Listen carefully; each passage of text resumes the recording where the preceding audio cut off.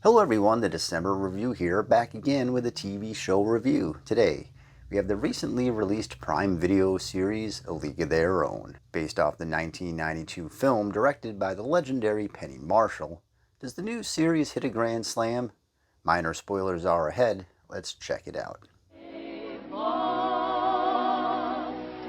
We're the members of the All-American League. We come from cities near and far. Expectations for the series was as high as they can get for me. The original film is a treasure, as it's one of my favorite movies ever made. The new series doesn't try to carbon copy the story. Instead, it takes a few key moments and creates a completely different narrative. Abbi Jacobson stars as Carson Shaw. With her husband Charlie off at war, the show opens with Carson making the trek to Chicago to try out for the AAGBPB, the Professional Baseball League for Women during World War II.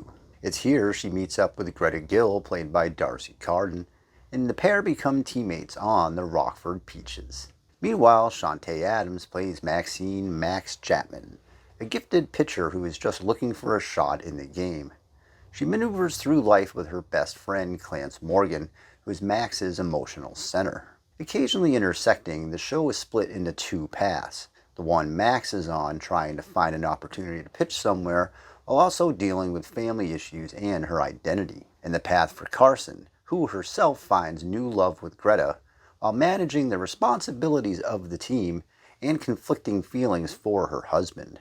The series starts off on the right track in episode 1 as we get highlighted pieces of the movie and Easter eggs for longtime League fans.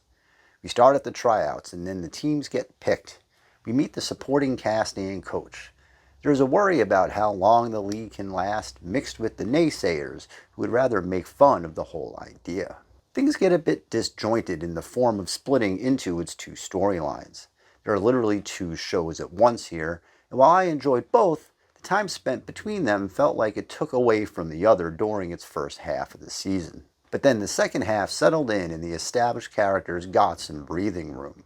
And, as a viewer, the show was finally hitting its stride. It's really difficult not to compare the series to the film, which would be slightly unfair normally, but the creators go out of their way to pay homage to key moments that it's near impossible not to. While there are a few good laughs to be found, the overall tone is much more serious.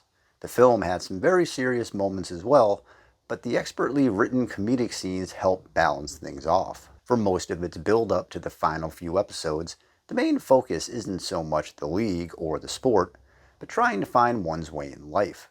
The delicate balancing act of the time frame is ever present, in which our leads all find themselves having to hide from the outside world in some way.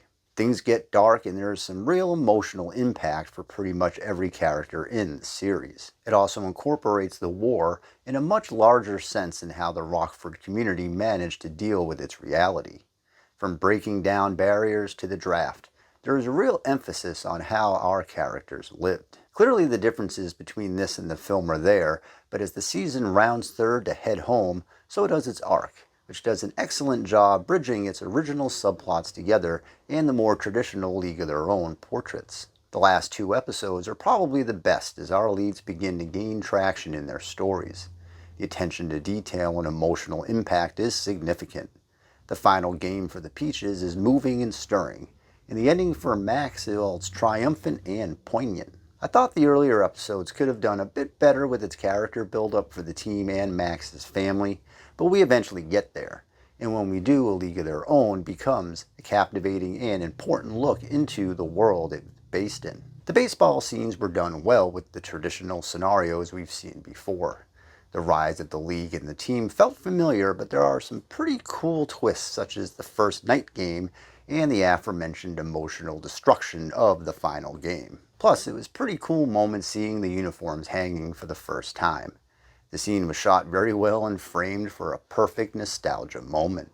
Overall, A League of Their Own Season 1 takes a bit of the familiar framework from the film and digs a lot deeper into the self-identity and the ever-changing landscape of its time frame. By doing so, I thought the series lost a bit too much of the fun that the movie reflected, but that's mostly early on.